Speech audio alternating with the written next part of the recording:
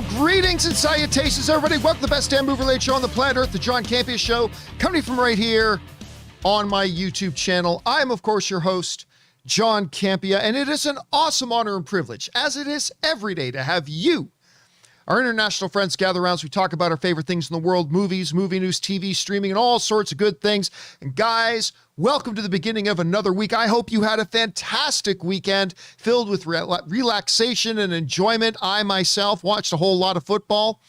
A little bit sorry to see the heartbreaker that the Jedi Knights of the Pacific Northwest, the Seattle Seahawks, had yesterday. But joining me today, speaking of Seattle, is the one and the only Mr. Robert Meyer Burnett. Rob, tough loss yesterday. Great game, right down to the wire overtime, but a tough loss for your Seahawks there. You had to bring it up. But it was tough. You know, it was a gallant fight. And after all, isn't good games what it's all about? I mean, of course, we always want to win, but at least if people play well, you can feel it was a job well done. It was an exciting game. Actually, there was a lot of exciting games on the weekend. By the way, can I just point out again, Tom Brady is 44 years old. Yesterday, he threw 5 touchdown passes on top of the previous week in week 1 where he threw 4 touchdowns. This guy has thrown 9 touchdown passes in the first 2 games of the season. First 2 games of the season, he's thrown 9 touchdown passes at 44 years old. Rob, not long ago, the question was, can Tom Brady play into his 40s? Now, the question on all the sports shows is, can Tom Brady play till he's 50? That's now the question. The punishment though, John, the body, can he take it? I don't know. That's a big question. But anyway, guys, it is delightful to have all you guys here joining us here for the beginning of another week. Welcome to the show. We're glad that you're joining us. Here's how today's show is going to go. We break it into 2 parts. In the first half of the show, we take some predetermined topics that we have lined up. And in the second half of the show, we take your live comments and questions. If you'd like to get a live comment or question on the show or an upcoming companion video, simply use the tip link down in the description below, or you can enter it in the address manually at www.streamelements.com/movieblogtv/tip. You'll be getting your comment or question on the show if, of course, it's appropriate for the show. And, of course, you'll be supporting the channel at the same time. And all of us here on the John Campea Show, thank you guys so very much for your support. Also, I should just point out here, Kevin Cowson's in the Super Chat badge in the live chat. Thank you, Kevin. Appreciate that, man. All right, guys, one other little piece of housekeeping, if you will. Want to remind you guys that if you can't be in front of a YouTube video to get your daily fix of the John Campea Show, there's good news. There is an audio-only version called the John Campea Show podcast that you can go and find on your podcasting app of choice. Just go search for the John Campea Show. You should be able to find it there. Subscribe now, so it'll be there when you guys are ready to listen to the show. And we thank all of you guys who have signed up for the show already. Okay. With all that down, guys, let's get into a couple of off the tops here, shall we? And our first off the top is this. You know, Rob, obviously we've been talking a lot the last number of days and weeks about Shang-Chi and the successful run it's been having. You know, we were talking about after its big opening weekend of like $75 million, how would it do in its second weekend? It didn't take the big second weekend drop like a lot of other films had. Held really strong with a really, really strong 52% and made a lot more money. Well, Rob, it has, once again, for the 3rd week in a row, come in at number 1 at the box office again. It is now sitting, it made $21.7 million, which represents only a 37.5% drop from week 1 to week 2. It's a 60-something% drop from week 1 to week 3, which is a smaller drop than a lot of other films have been having from week 1 to week 2. So it's made another $21.7 million, bringing its domestic total up to $176 million. You know, Rob, I was saying a few days ago, do I think Shang-Chi can actually hit $200 million domestic? And I said, that might be a bit of a stretch. But it's already sitting at 176. Maybe it is within the realm of possibility. And it brings up Shang-Chi's total worldwide total now to over $320 million, which means it is now officially profitable. The film is now making money. It's in the black. So good for it. I, of course, Rob, went to go watch Shang-Chi for the 7th time. on Friday. Me and Ann and a couple of friends of ours, we went to go see Shang-Chi. It was their first time seeing it. They were just buzzing afterwards. I got to see it for my 7th time. I might now be good, Rob. I might be good now as far as my in-theatrical Shang-Chi viewings. I think now I can wait to watch it again till it comes out on Disney Plus, whatever. But anyway, another big win for Shang-Chi. Not just, look, it's not a terrible surprise that it came in at number 1 at the box office again. Not a lot of strong competition. You know, Tammy Faye wasn't going to beat it. Cry Macho wasn't going to beat it. Cop Shop wasn't going to beat it. So it's not a big surprise it was number 1. The real thing here is in its 3rd weekend, it made over $20 million. That's huge. Rob, your thoughts on Shang-Chi taking top spot again for the 3rd week and the numbers it continues to pull in? Well, you know, John, yesterday I too went and saw Shang-Chi again. I went with the cute as a button Connie Sang, our friend, and Elizabeth. She'd never seen it. We went and saw it in IMAX at the Burbank 16, and it was just as delightful as it was. And Elizabeth loved it, and there were a lot of people there. And I think it's what we've been saying, John. It's a crowd pleasing, rollicking, rousingly fun piece of entertainment. And it really delivers the goods. And I think that's why people are going back and seeing it again. And I wouldn't be surprised if this breaks $200 million. I could see that happening. I don't know if it will, but if it still even is doing good business during the week. So it very possibly could by the end of next weekend pass 200 million. But man, let me tell you, as it's had September to itself, but no way. With Venom, Let There Be Carnage opening on October 1st, it's gonna. I'm sorry, but it's gonna get clobbered. But it's had its September. Shang-Chi has owned September, but man, come October, what a brutal month. Although it's great for us as moviegoers, but wow. And speaking of like really interesting success, let's talk about the movie that came in number 2 at the box office in its 6th week. Free Guy, the Ryan Reynolds film Free Guy, still sits in 2nd place in its 6th week. It made another $5.2 million, bringing Free Guy up to 298. So basically $300 million on a $100 million film. It has also been quite profitable for them. This little film that I, quite frankly, did not expect much from. It kind of looked I mean, there were interesting trailers. I didn't dislike the trailers. They're interesting trailers. Thought this could be cute. Ryan Reynolds is, of course, my favorite movie star in the world. But I was not ready for how fun that movie was and how interesting that movie is. So that did well. Couple of other interesting notes. Out of all the films making their debut this week, which was Cry Macho, Cop Shop, and The Eyes of Tammy Faye, Cry Macho came into the number 3 at the box office with $4.5 million. Cop Shop, the new Gerard Butler, Frank Grillo film. And I really like Frank Grillo and Gerard Butler in this film, although I didn't like the film overall, unfortunately. But Cop Shop made $2.3 million in its opening weekend. And The Eyes of Tammy Faye, which only opened limited, made about $600,000, which I'm very actually excited to see that movie. I went to my local theater to try to check it out. It wasn't quite there. So I'm going to have to watch it at some point. So I haven't had a chance to see that. But interesting that Free Guy in its 6th week holds on to the number 2 spot there, which is congratulations again to everybody involved with Free Guy, because I mean, it couldn't happen to a nicer movie. It honestly couldn't happen to a nicer movie. Anyway, question is for you guys.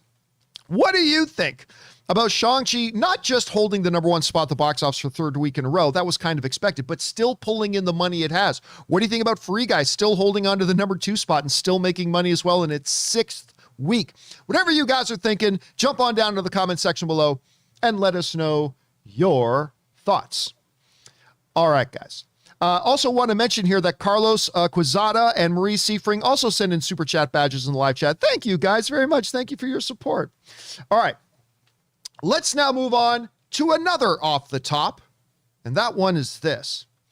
You know, for you guys who watch my show for any period of time, you know that one of my, in my heart favorite directors is Kenneth Branagh.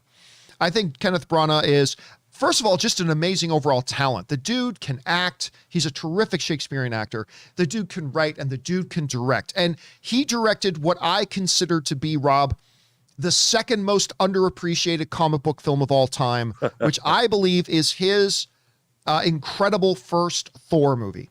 The first Thor, I actually went to see in theaters 8 times. 8 times is what I went to go see Thor. I was just blown away by it. You know, it really showed what the MCU could be. Rather than a big flashy superhero extravaganza, it was a story about a father and his sons. And I just love what, you know, Kenneth Branagh with his Shakespearean background was able to bring to that. Loved it. Now, when I was at CinemaCon a few weeks ago in Las Vegas, one of the films that they, you know, did big previews for us, and Kenneth Branagh did an introduction for it, was Kenneth Branagh's new film, Belfast. And in its basic level, Belfast is about a young boy growing up in, you know, in the musical background of the tumultuous 1960s in Belfast, Ireland. And they showed us the trailer and they showed us some footage, and then the trailer dropped publicly a little while ago. And while I love Kenneth Branagh, I was not thrilled with the trailers because, Rob, I couldn't understand at all what the movie was about. You know what I mean? I'm watching you and I talked about it too. It's like, listen, I love Kenneth Branagh and I want to support Kenneth Branagh. And it's definitely given you a little sense of the DNA, the film's in black and white, but I honestly have no idea what this movie's even about. Not a clue. Well, I guess we're going to find out, Rob, because maybe some people still consider the Toronto International Film Festival to maybe be the most significant film festival in the world because of the nature of it. The Toronto International Film Festival was obviously just being held in September here. And their basic top prize, the People's Choice Award at the Toronto International Film Festival, has been announced. And it is Kenneth Branagh's new film, Belfast. Yeah. Which takes their top People's Choice Award prize, which to me is absolutely, I mean, I'm thrilled. I'm absolutely thrilled because the movie looks incredible. Of course, directed by Kenneth Branagh. It's got Ciarán Hinds in it, who's always great in everything he does. It also stars 50 Shades of Grey. Yes, 50 Shades of Grey star Jamie Dornan is in it as well. And again, this was one that even though I really like Kenneth Branagh, I'm like, oh, I don't actually know if this is going to be any good or not, even though the studio at CinemaCon was saying, this movie's great. We love this movie. Well, it just took home one of the biggest festival season prizes that there is. Super thrilled for it. Rob, you know, you've seen the trailer for Belfast. You understand the work of Kenneth Branagh. Number one, where's your anticipation level right now for Belfast, and what do you think of it taking home the Toronto top prize, and does that affect your anticipation for the film? Well, like you, I'm a huge Kenneth Branagh fan. I mean, I remember seeing Henry V, which was his directorial debut, and just being knocked out by it. And he not only directed it, but of course he stars in it as well.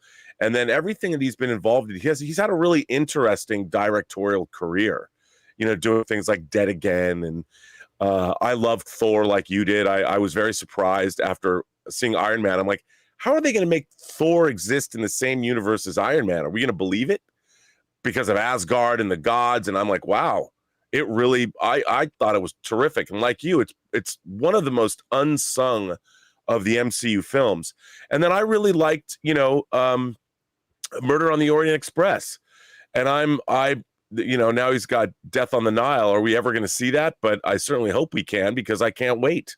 And it's really, I think it's great to hear that he's done a very sort of autobiographical film about his youth, or about the youth of, or from his youth. And the movie appeals to me. I didn't quite, like you said, the trailers look good. I'm just like, I didn't really know what to make of them. Like, what kind of a movie is this? But now we know, and I'm excited. I really want to see it. You know, I feel like we've been getting, just like the movies themselves, trailers and the nature of trailers. By the way, I have a documentary called Movie Trailers: A Love Story. You should go find it now on Amazon. Anyway, like the movies themselves, trailers tend to go through, you know, waves of, what's the word I'm looking for? Trends, right?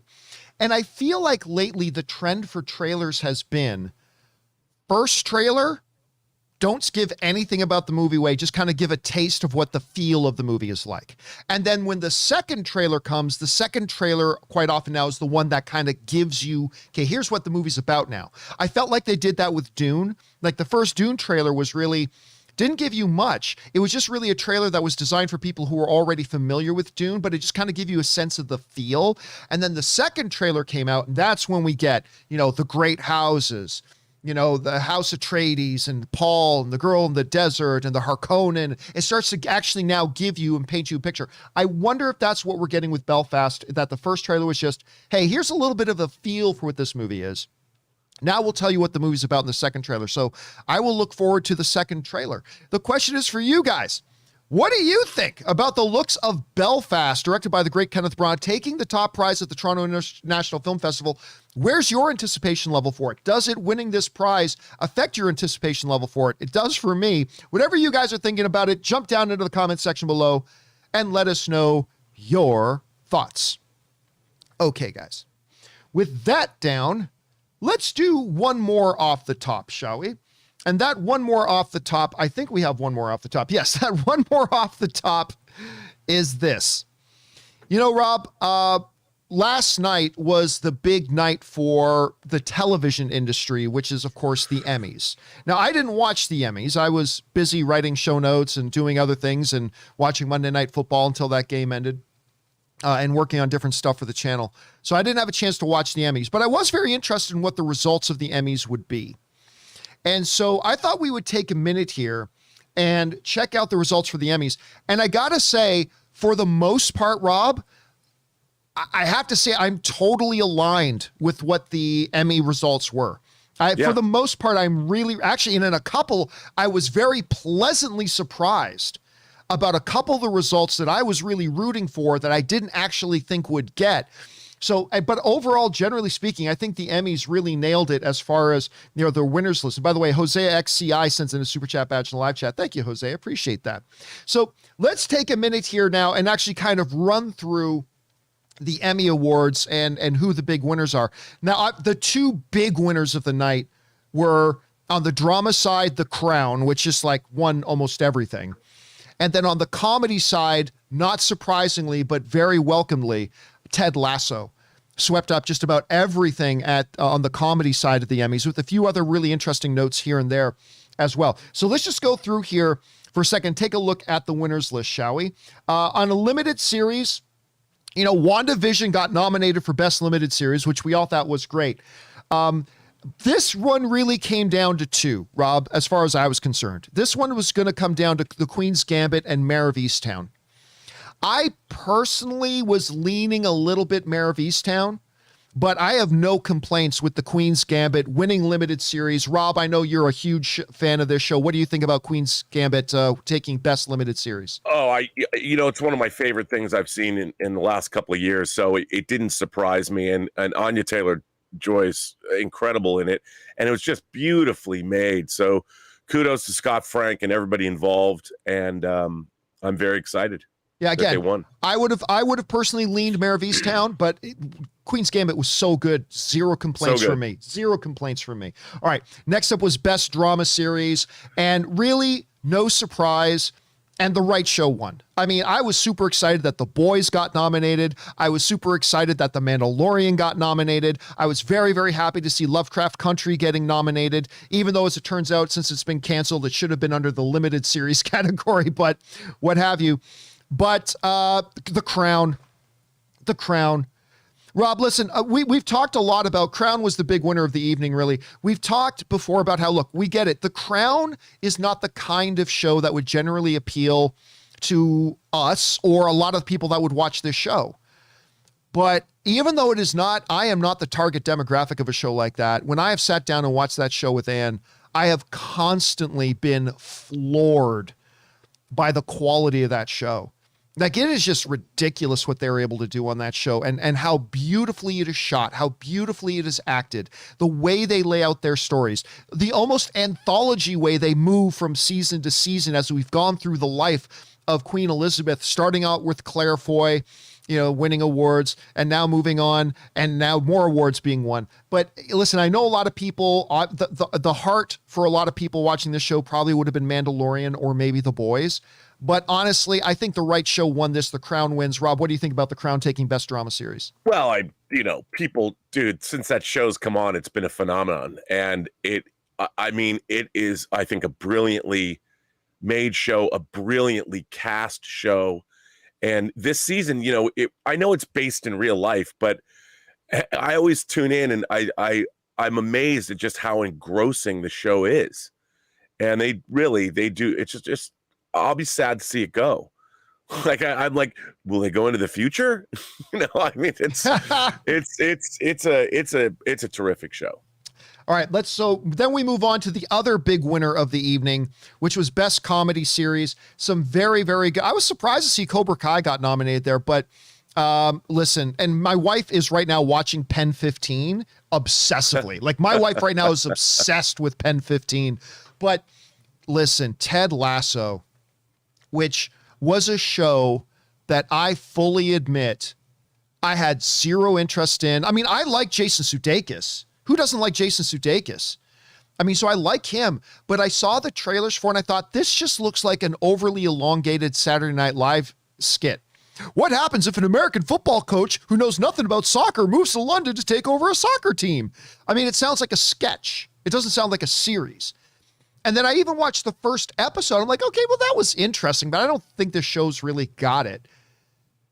And then I watched the second episode and I got instantly hooked. Ted Lasso has become like a major show sitting at the forefront of our pop cultural conversations the last while. And I think it was a no-brainer that this thing was going to win. And it absolutely was a no-brainer to win because it deserved to win. This is a beautiful, special show that is not just funny, it's incredibly heartfelt.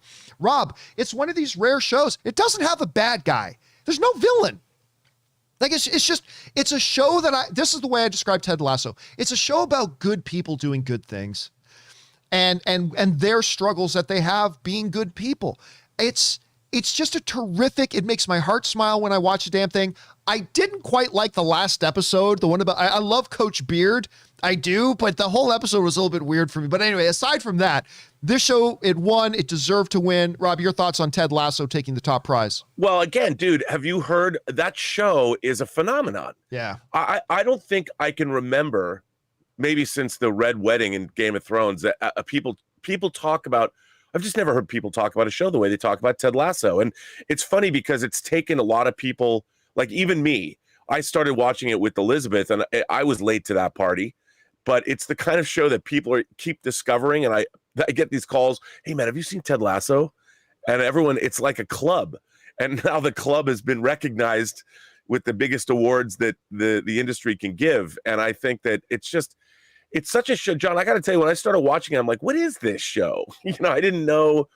You have to watch it like a couple of episodes. You got to get into it to realize what kind of a show it is. And then when you do, it's irresistible. It is. No, that's the best way. It's irresistible.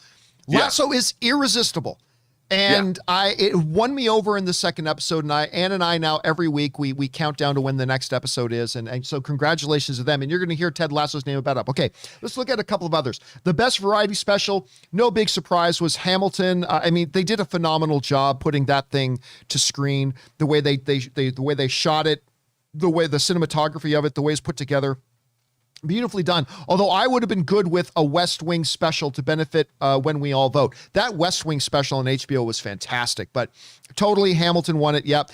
Variety special with Stephen Colbert's election night coverage. Lead actor in a drama series.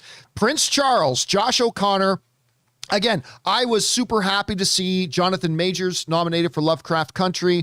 Even though I'm not a huge fan of Perry Mason, the show, Matthew Rhys is great in it, so it was good to see him nominated as well. But Josh O'Connor winning for The Crown, my opinion, it was the right choice. He was absolutely phenomenal in that as Prince Charles.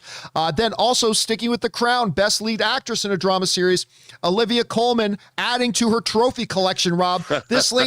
This lady's got Oscars and Emmys and everything coming out of her ass, but it's just no taking away. Listen, I really wondered how The Crown would do after Claire Foy was no longer going to be Queen Elizabeth. Once she wasn't, because she was so much of the heartbeat of that show. But then you realize, nope, they're moving along just fine. And Olivia Colman has been nothing but spectacular. And again, this is a lady, if she keeps going, if Olivia Colman keeps going at this pace, she's going to be in the conversation with Cate Blanchett. She's going to get into the conversation with Meryl Streep, and she's going to get into the conversation with who was just the star of Nomadland. Why am I freezing on her name? And 3 Billboards in Ebbing, Missouri, and Fargo. What? She just won Frances McDormand just won her third Academy Award.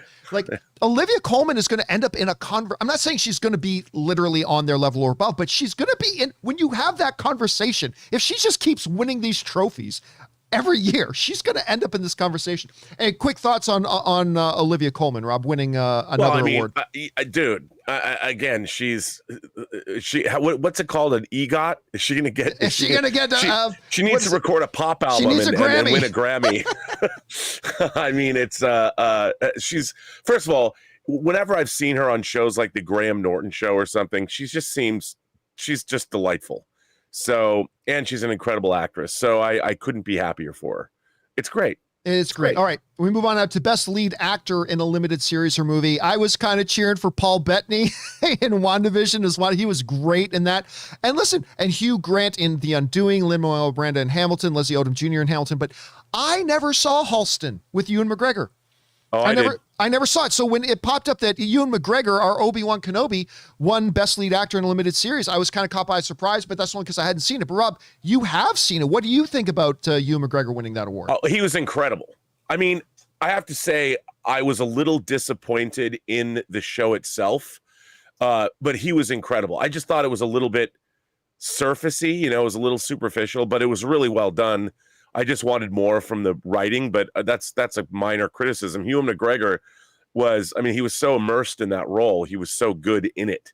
So it's not surprising. And, we should mention that they've wrapped the Obi-Wan series, John. Yep. So it's a good month. It's a good month for Ewan McGregor right now. Yeah. Listen, as far as I was concerned going into the Emmys, I mean, look, we all knew The Crown was going to win Best Series. We knew Ted Lasso was going to win Best Comedy Series. And there's a few other things as well. But to me, if you had asked me prior to the Emmys, what is the one absolute lock award of the evening that you would be shocked to hell if it didn't win? Like if you had to say one was an absolute lock, this is the one I would have said. Best Actress in a Limited Series or a Movie, Kate Winslet for Mare of Easttown. Rob, when you and I saw Mare of Easttown, we were both like, with the 47 Oscar nominations that Kate Winslet has and all the awards and accolades, this may be the best we have ever seen her in Mare. Now, listen, there was a big competition in the form of Anya Taylor-Joy for Queen's Gambit. So when I say that Kate, I thought was a lock for this, no disrespect for Anya Taylor-Joy or Elizabeth Olsen in WandaVision or whatever, but I mean, Rob, you and I knew when we were watching Mare of Easttown, you and I would talk every week after, like we would watch episodes and stuff like that. It's like, she is just at the height of her powers right now. Like I've never seen her better. No, and that performance was fearless. I mean, in terms of an actress, she certainly was not glammed up for that part, and she did just an amazingly, just a fearless. I was blown away by her. All right, moving on to some of the more notable ones. Then we get no big surprise here. Best lead actor in a comedy series. Ted Lasso takes Best Series, and its star, Jason Sudeikis, takes the best. I thought there might have been a little bit of an outside chance for William H. Macy because Shameless is wrapping up. But I mean, Jason Sudeikis winning that, he is Ted Lasso. He is the heart and soul of the show. So no big things for that. Best lead actress in a comedy. I'll be honest with you. I really would have thought that it was going to go to Kaylee Cuoco for The Flight Attendant. I really thought she was going to take it, but it went to Jean Smart for Hacks. And Hacks... Again, though, she's amazing. And listen, Hacks actually was probably, if you say The Crown and Ted Lasso were the two big winners of the night, Hacks won a number of big awards as well. So it availed itself pretty well. Rob, what do you think about Jean Smart winning for Hacks? Well, first of all, she's one of my favorite actresses. And, I was listening to her. She was talking on I think it was an older interview, but I was listening to an interview with her on NPR. Dude, not only is she great in that show, she did a movie with William Shatner that came out earlier this year called Senior Moment. And she was in Watchmen. I mean, she's just crushing it. I love her. And I'm so happy to see her. I've seen one episode of the show, but it was great. And then speaking about big wins for Hacks, it won also for Best Directing for a Comedy Series. So it won for that as well. Outstanding Writing for a Comedy Series. Again, Hacks. So it won, best lead actress, it won best direction, it won best writing for it. So that's there. Best variety sketch series, Saturday Night Live, which it only had one other competitor. I don't even know if that should be a category, to be honest with you. Best variety talk series. This was interesting, but again, this was a no-brainer. Last Week Tonight with John Oliver. The writing on Last Week Tonight with John Oliver and the research that goes into that show and the presentation of it and the humor and it is informative, it is sharp, it is higher concept, but it's also ravagingly hilarious. He did an episode once, Rob, on Vince McMahon and the WWE, which was one of the funniest things I've seen on television the last couple of years, where he just kept going back to the phrase, professional wrestling is better than the things you like. And then it goes on. I mean, he's just really, really good. So, I mean, Stephen Colbert is great. Kimmel's great. Trevor Noah's great. Conan is great. I thought there might have been a little bit of an emotional thing with Conan coming to an end, but Last Week Tonight won. It's the one that should have won, and it did win. What do you think, Rob, about that result? I mean, the thing is, none of these results are controversial. I mean, I think that these are richly deserved honors. So I'm all for it. I mean, I think so often we don't think that the Oscars get it right, but I think the Emmys this year, they stuck the landing, certainly. Yeah, at least in our opinion. All right, moving on to Best Supporting Actor in a Drama Series. Prince Philip, Tobias Menzies, again, another win for The Crown. Dude, come on. Oh, so good. So good. So good. Then it's Best Supporting Actress in a Drama Series. Again, The Crown, another win. Gillian Anderson as the Iron Lady. Gillian Anderson as the Prime Minister, Margaret Thatcher. Rob, I have always liked Gillian Anderson. I've always liked her. Whether she was in X-Files or whether she's in Hannibal or wherever she pops up. Clearly she's good.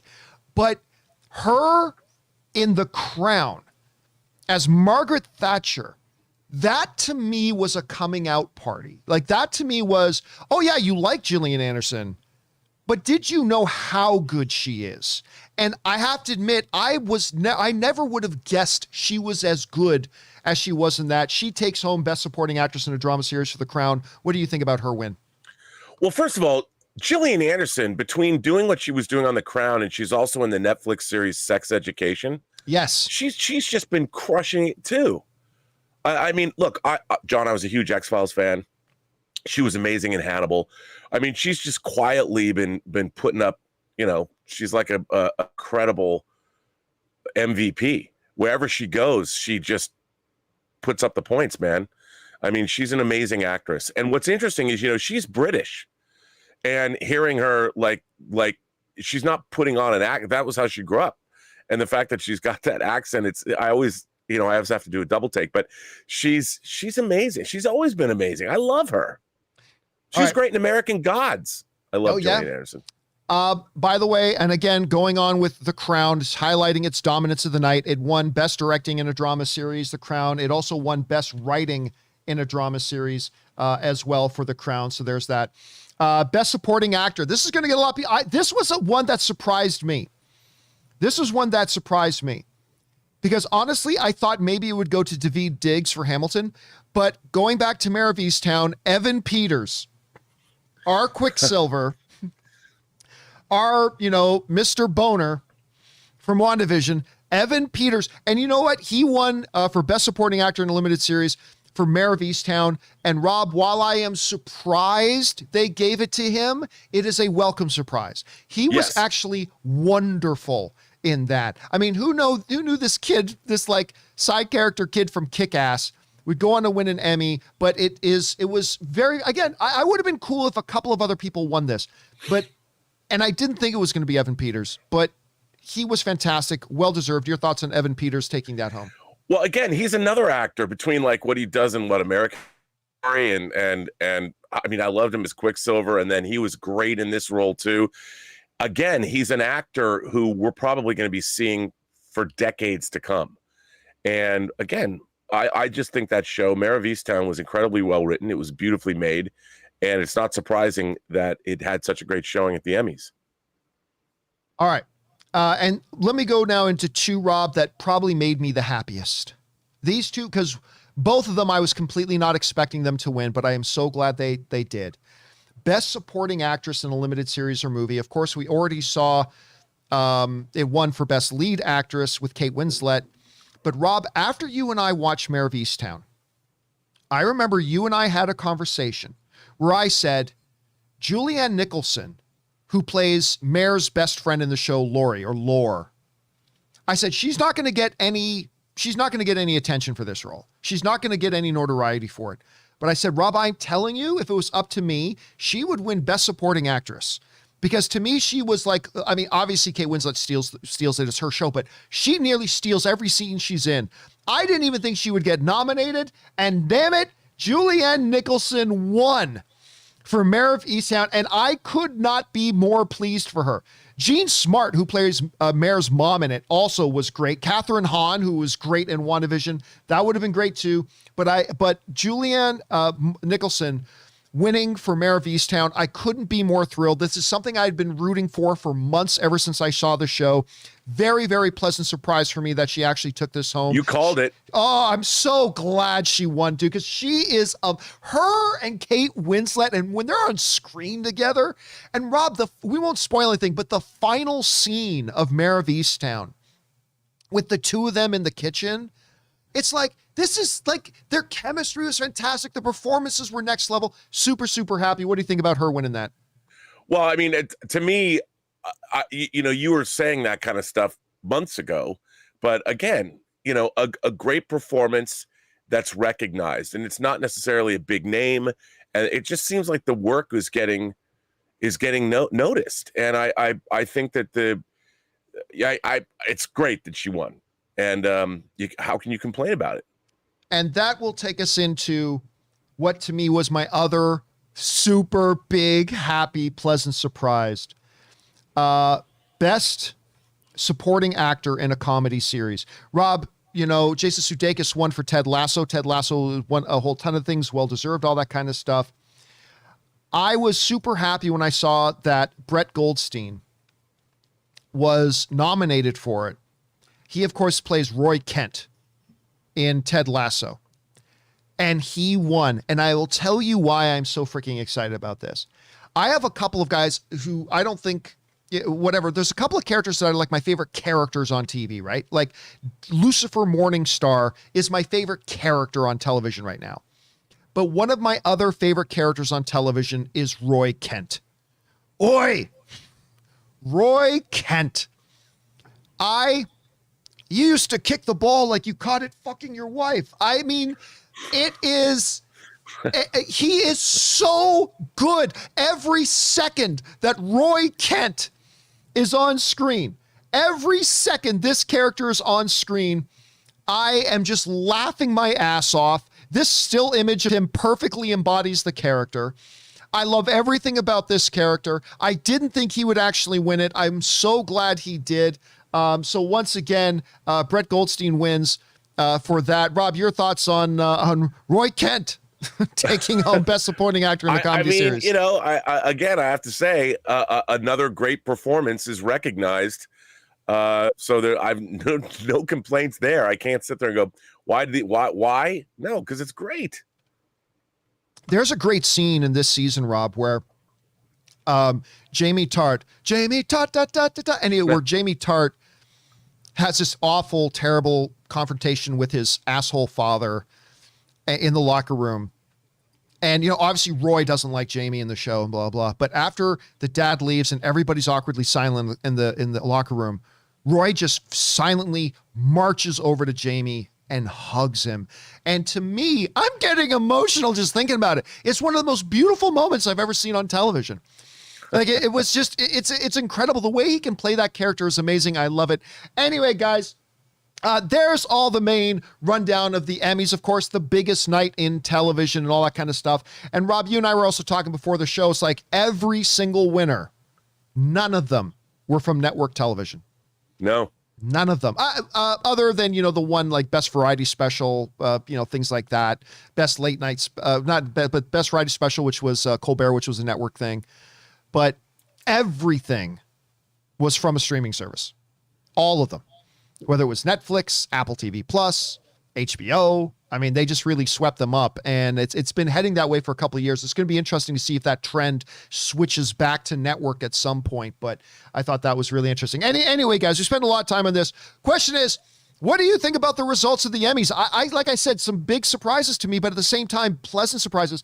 I really thought, while not every single one was necessarily the one I would pick, I thought they did a tremendous job picking the right winners. These are all very, very well-deserving winners. I loved what I saw. What did you guys think about it? Jump down into the comment section below and let us know your thoughts. All right, guys. With that down, let's now move into our main topics here today. And how do we select our main topics here today? Well, it's really rather simple. You see, you guys come up with our main topics. Whenever you come across a big topic, issue, or story that you feel we need to have as a main topic here on the show, just go anytime 24/7 over to www.thejohncampeashow.com/contact. Once you guys get there, you're going to see a form. Fill it out with your topic or question. It's absolutely free. Hit submit, and then maybe, just maybe, you might see your submission featured as a main topic here on the John Campea Show. And by the way, our friend Minuteman Sam sends in a super chat badge in the live chat. Thank you so much about that, man. I really appreciate it. All right, with that down, let's move into main topic number 1. And our first main topic today gets submitted to us by Ali Hamza, who writes, "Hey, John.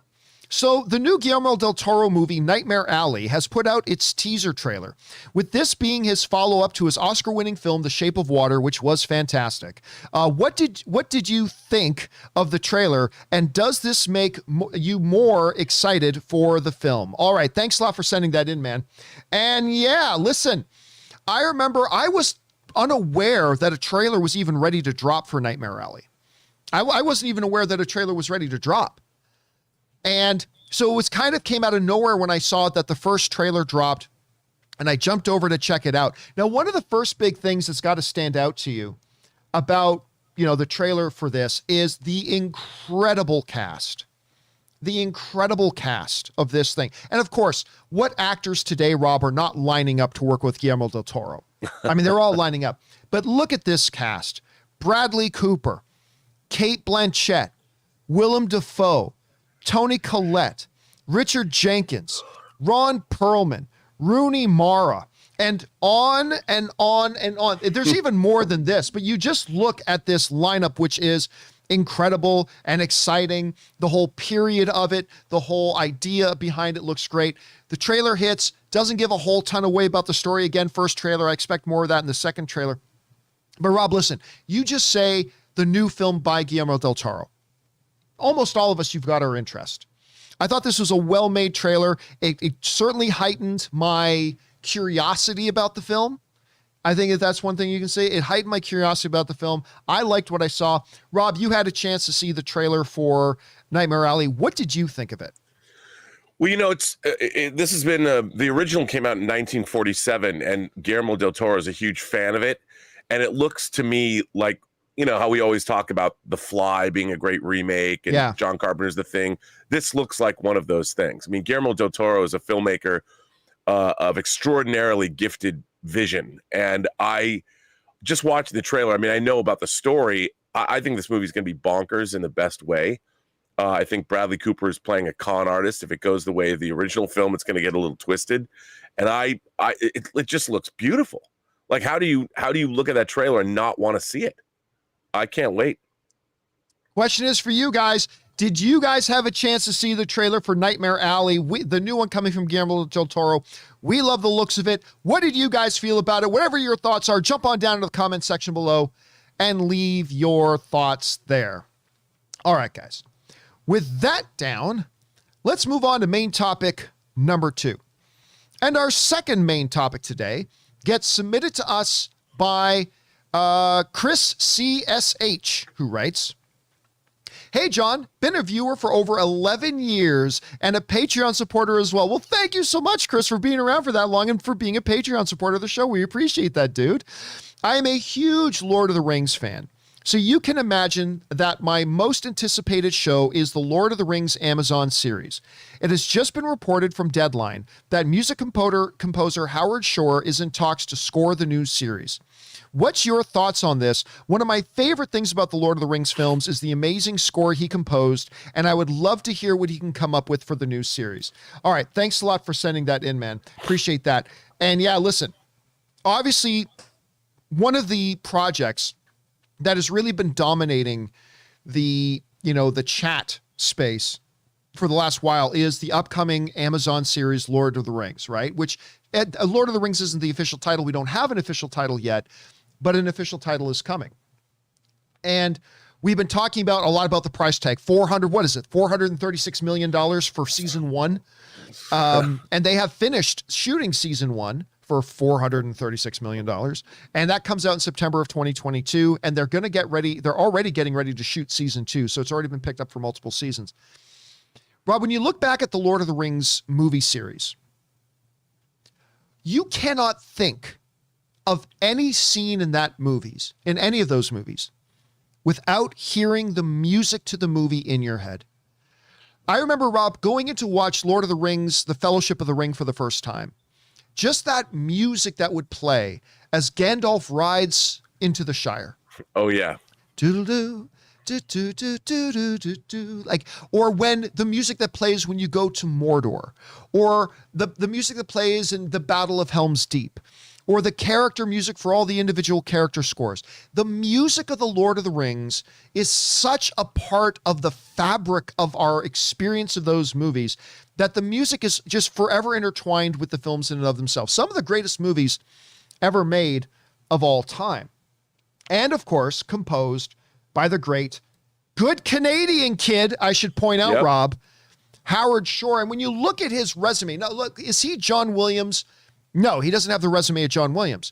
But my goodness, when you look at the resume of Howard Shore, and you think about the music that plays in these movies, Hugo, music was such a huge part of that. The music in Eastern Promises, Oscar-winning, The Departed, Seven, Philadelphia, The Game, Spotlight, of course, The Lord of the Rings and The Hobbit stuff that he did as well. The music of Howard Shore, and Howard Shore is multiple Academy Award winner for music composition.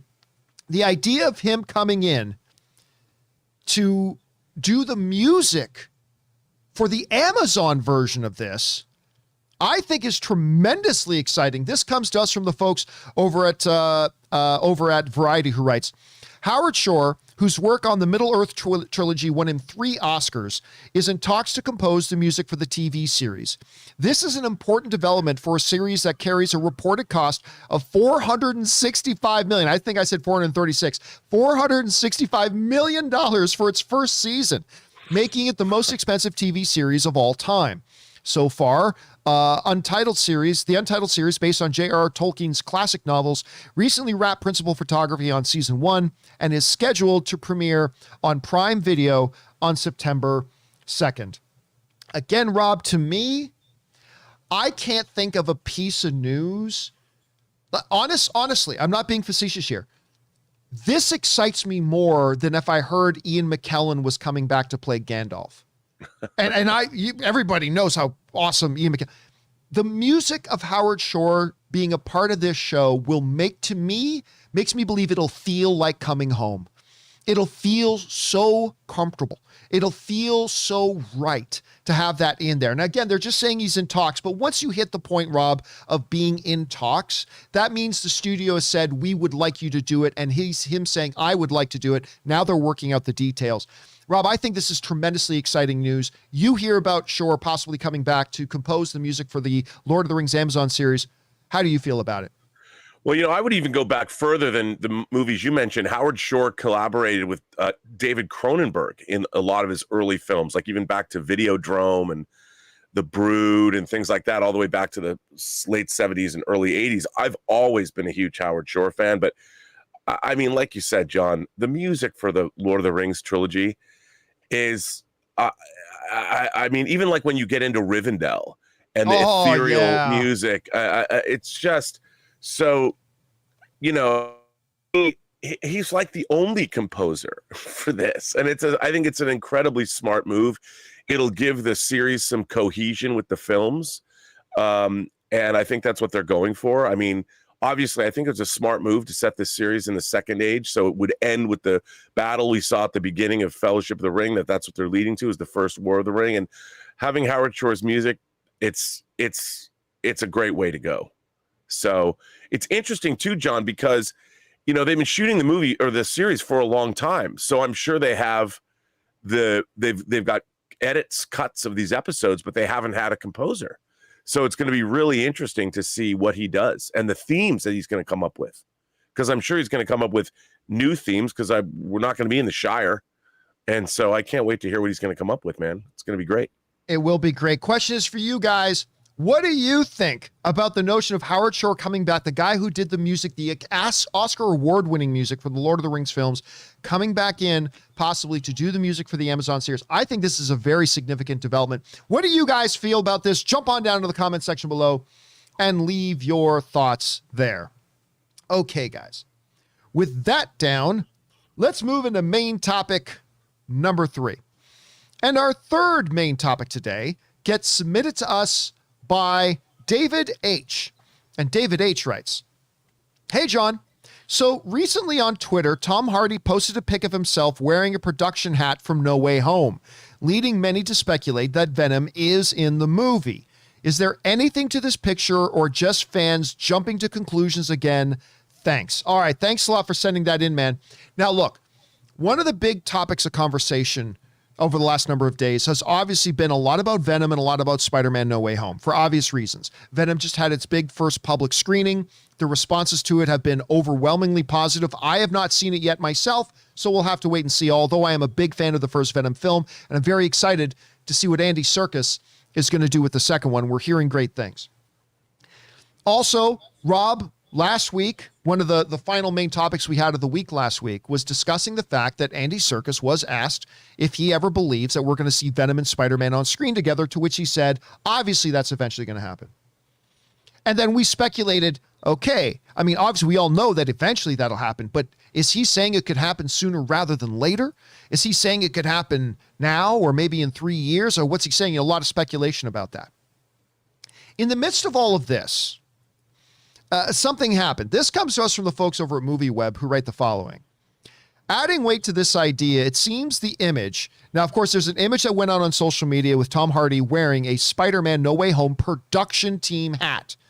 This isn't a random hat. This is the same hat the people in the production of Spider-Man No Way Home are wearing. Anyway, adding to the weight of this idea, it seems the image was first shared by TV director Lynn Oding and has since been removed, suggesting that the hat wearing of Tom Hardy does indeed contain potential spoilers. Of course, and I'm glad they wrote this, it is equally possible that the hat was simply a gift from the production team given to Hardy due to his involvement with the Marvel world through his role as Venom. Whatever the case may be, it's sure to have fans even more excited to see what Spider-Man No Way Home has in store. That, again, comes to us from the folks over at MovieWeb. And by the way, our friend Mel3D sends in a super chat badge in the live chat. Thank you, Mel3D. All right, look.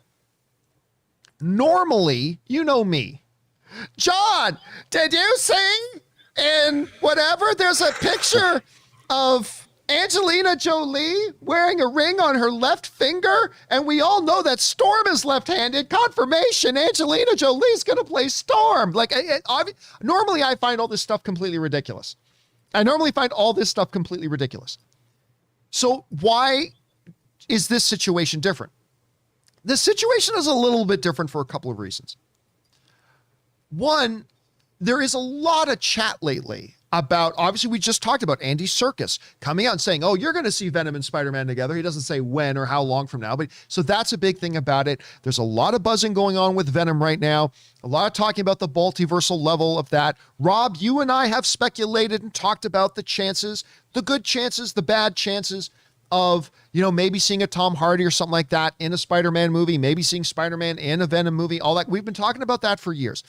I just found it very interesting that on the heels of all this talk, particularly by Andy Serkis, and again, let's take a look at this image in question. This is the image that got put up on social media. And again, it is the production hat. It is the production hat of the movie. Now, Something that I do want to point out, though, before anybody gets too terribly carried away about this, all right? Besides the hat, what else is he wearing? He's wearing a Cobra Kai t-shirt. Are we about to jump up and down to say, confirmed, Tom Hardy, he's going to be Sensei Kreese's long-lost little brother who's going to come back and he's going to be in Karate Kid season, whatever Karate Kid or Cobra Kai is going into. I don't even know. I don't care. Obviously, the situation's different. There are connections between Tom Hardy and these productions. And it's interesting to note that they had the image pulled down. Now, look, am I sitting here right now, Rob, on Monday, September the 20th, 2021, and telling you that Tom Hardy is going to appear in Spider-Man No Way Home? No, I'm not saying that in the least. But am I saying this is the craziest thing ever, especially when you consider all the other circumstances surrounding it? I'm going to tell you right now, Rob, I do not think this is the craziest thing in the world. I'm not saying that he's going to be in it. Don't get me wrong. But when you look at all the other circumstances, when you look at the buzz coming out of Venom, and you listen to the comments by Andy Serkis, when you understand that this is a production hat of the movie, when you understand the image was then removed and all this kind of stuff, all I am saying is it is not the craziest thing in the world if you were to believe that Tom Hardy was going to appear as Eddie Brock in Spider-Man No Way Home. I'm not saying take your money and go and bet on it. I'm not saying that at all. But it's got to be considered possible. Don't you, Rob? I don't know, Rob. You see all this. What do you make of this? Well, it's interesting because here everyone's speculating whether or not Andrew Garfield or Tobey Maguire is in Spider-Man No Way Home, but we're not thinking about the fact that Venom could very well be in this movie because they're making Venom movies. And, if you believe some of the things that have come out of early screenings of Venom, Let There Be Carnage, I think there's good reason to believe that Venom could be in Spider-Man No Way Home in some way, shape, or form. Even if it's in a post-credit or teasing manner. As a matter of fact, I'm going to go 50% over 50% chance. Over 50? Over 50% chance we're going to see Venom or even Carnage referenced in Spider-Man No Way Home. If they're not in it absolutely in it, there's going to be something to do with it. Because they are priming that pump. And the next Spider-Man movie is going to be, I guess, fully on Sony's turf. And they've been after 2 movies. Where do you go from Carnage? You go to Spider-Man. All right.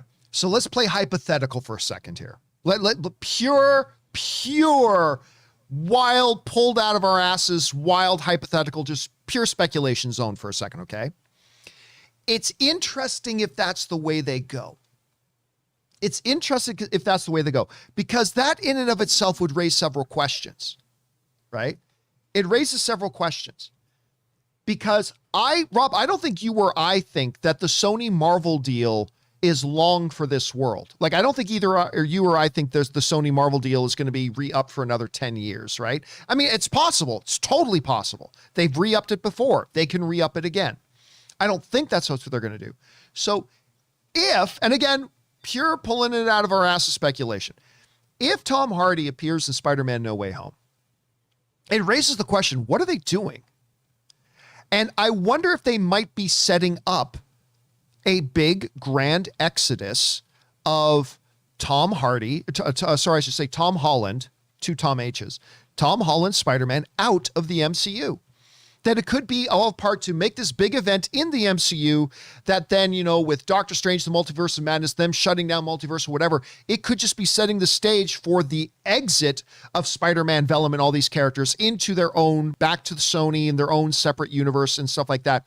That's just one thought. There are a lot of other possibilities as well. Rob, let's say, again, wild speculation, not based on anything. Let's assume for a second that Tom Hardy is popping up in Spider-Man No Way Home as Eddie Brock. What's the end game? What's the point of, what do you think they're building towards or building away from? What do you think the goal of that is? Well, I think they look, Venom was hugely successful. I think more successful than they might have thought. It was as successful as many Marvel movies, if not more. They've got another movie coming out with Carnage. And if you're going to make, that in itself was a genius move, because what do you do with the first Venom? You build to Carnage. And then the question would obviously in everyone's mind is, well, what are you going to do for a third movie? What other person in the Venom pantheon would outdo Carnage? It's got to be Spider-Man. And you've got a Spider-Man movie that is being released in pretty close proximity with the latest Venom film. And so from a marketing standpoint, your Carnage will just Let There Be Carnage will just be out of theaters, and then we get hit with the Spider-Man movie. What's not to love, or why wouldn't you do that? And I think that's what they're building to when Sony takes back Spider-Man. I mean, we get an appearance after this, but a full-blown Spider-Man movie back at Sony that's going to include probably both Venom and Carnage. I can't think of what more would you want to see? I mean, to me, it's like a no-brainer. It's building to a frothy between whatever happens in Let There Be Carnage and then whatever happens in No Way Home. I mean, I think they're priming the pump. We're going to be dying to see whatever happens between Spider-Man and Venom to take place. I mean, I can't imagine. It'd be like all the bases are loaded and your best hitter comes up to the plate to knock it home. I mean, that's what they're doing, and they're coordinating it. Marvel and Sony are coordinating this beautifully, and I think for us as fans, John, come on, we're gonna love it. It's gonna be great. It's going to be, and of course, look, we should also put out there. I mean, you love Venom. I do. I love the first Venom. I loved it way more than I thought. I had such a fun time in the movie theaters watching the first Venom. I remember Ray went with me, my brother-in-law Ray, who does the graphics for the show. Remember, he went with me, and it's very difficult to get Ray out to the movie theaters because he's very much a homebody and it's like, whenever we ask Ray if he wants to go to a movie, the first question he always asks, how long is it? And if it's like over 100 minutes, he's like, nah, man. If any movie's like over 100 minutes, he doesn't want to go to the movies. But I remember he went with me to go see Venom, and I just remember after the movie was done, we were just like, I had way more fun with that movie than I ever thought I was going to have with this movie. Like way more fun. And so I'm excited to see where they go. Then we should point out, though, Rob, that of course this all very well could be idle speculation about nothing. I mean, it's very, very, very possible. Maybe even the word likely should be used that, he's not going to be in Spider-Man No Way Home. And this is just all of us running away with our fandom chat, as we as fans tend to do. But it raises some interesting possibilities. The question is for you guys. What do you think about that? Tom Hardy had a picture posted on social media of him wearing a Spider-Man No Way Home production hat, hot on the heels of Andy Serkis talking about Venom and Spider-Man maybe being together, and then that picture gets removed. Much ado about nothing? Probably. Could it mean something? Maybe. What do you guys think? Jump on down into the comment section below and let us know your thoughts. Okay, guys. With that down, let's now move on and take your live comments and questions today. Once again, if you want to send in a live comment or question to be read on the show or an upcoming companion video, just hop on down into the description of this video and click on the tip link, or you could enter it in manually at www.streamelements.com/movieblogtv/tip. Once again, you'll be getting your comment or question read on the show if, of course, it's appropriate for the show. And, of course, you'll be supporting the channel at the same time. And all of us involved with the John Campea Show, thank you guys so very much for your support. And by the way, our friend Mr. Wolfgang sends in a super chat badge in the live chat. Thank you, Mr. Wolfgang. Appreciate that, dude. All right. Let's now move on and start taking your questions here, shall we? And we're going to get things started off here with Zimzalab, who writes, hey, John, are you excited for that tragedy of Macbeth with the GOATs, Frances McDormand and Denzel Washington? I don't know for me because, man, black and white movies are a struggle, golly. Yeah, for those of you who don't know, Denzel Washington and Frances McDormand, and by the way, Brendan Gleeson, who played Hamish in Braveheart, and he was also in Paddington, and he was in Bruges with Colin Farrell. Rob, Brendan Gleeson is like one of the best in the world. I love this guy on screen. Me too. He's fantastic. But they're doing this Macbeth, the tragedy of Macbeth. And by the way, it's being directed by one of the Coen brothers. It's being directed by Joel Coen.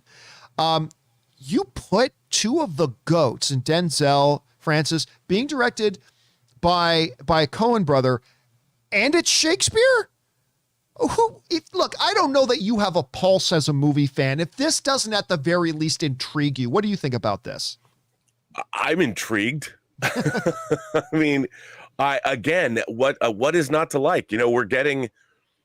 It seems like the people that are behind so many of the entertainments that we're getting lately, with a few exceptions, are really giving us great stuff, and there's great talent and decisions being made. So I'm excited. It's gonna be great. It'll be great. All right, next up, BK Dan writes, John, got to chime in formula for why the MCU does better than the DCU box office. Formula equals Feige. I say that way because Feige's overarching arc is why, in my opinion, MCU does better. I disagree completely. It's not about formula. It's not about overreaching arc. It's about they make movies that people enjoy more. It's just that simple. It's not about formula. It's not about this. Now, do all these other things contribute? Sure. But at the end of the day, Kevin Feige can have whatever overarching storylines he wants to have that connects the different movies. That's great. If people don't genuinely love the movies, and if it's not received well by critics and audiences and all that kind of stuff, your overarching plan doesn't mean shit. It doesn't mean shit. It ain't going to be successful. It's all about making movies that people love and enjoy. That's what it's all about. Nothing else matters. That's right. You can have no connecting story for your cinematic universe. If each individual movie delights the audiences and delights critics and all that kind of stuff, you're going to have a successful franchise. And if you don't, you can have the best 20 movie plan. You can have the greatest 20 movie plan in the world. But if the individual films are not beloved and embraced by the audience, that formula doesn't mean crap. It means nothing. See, Rob, Kevin Feige is great, and he's had success because, yes, he has great long-term plans. But more importantly, he is a great producer who knows how to give full attention to each individual film. He never loses sight of the individual film, and he never lets the grand story take precedent over making sure the individual film is a great audience critic enjoyed film. And that's the bottom line to me. I don't know, Rob, what would you comment to that? It's the same thing. I mean, that is the single purpose. You know, nothing matters. The films, that's it. That's all. The experience, the movies, that's it. That's all that matters. Yep, agreed. What else is there, man? You know. By the way, Harvey King in the live chat just threw in something that's an excellent example, saying Universal had a plan with the Tom Cruise Monsterverse. I mean, yeah, they may have had a brilliant 7-film arc story idea tying together all these classic monsters, but guess what? They put out the first Mummy with Tom Cruise, which I, by the way, did not dislike as most people did. I did not think it was great, but I didn't dislike it as much as most people did. But still, they put out that movie and the movie didn't work. So it doesn't matter what your long-term plan is if the individual movies don't work. So that's a good thing to bring up there, Harvey. All right. Next up, Dangerous D writes, I should say. Arthur, everyone who drinks is not, you're talking about the movie, Arthur. Everyone who drinks is not a poet. Some of us drinks because we're not poets. Susan, a real woman could stop you from drinking. Arthur, she had to be a real big woman. Susan, Arthur, take my hand. Arthur, that would only leave you with one. Dudley Moore as Arthur. You know, Rob, that was one of the first grown-up movies that my parents let me watch when I was a kid. And I think I first saw it on back in the day of pay TV channels. And in Canada, we had First Choice. There were 2 pay TV movie channels, First Choice and Super Channel, I think it was called. Anyway, and I think I watched Arthur on one of those, because it had been in theaters already years earlier. Oh, but John. Dudley Moore's Arthur. What do you think about him? One of my favorite comedies of all time. I saw that movie when I was a kid. It came out, I think, in 1981, and I saw it in the theater 4 times.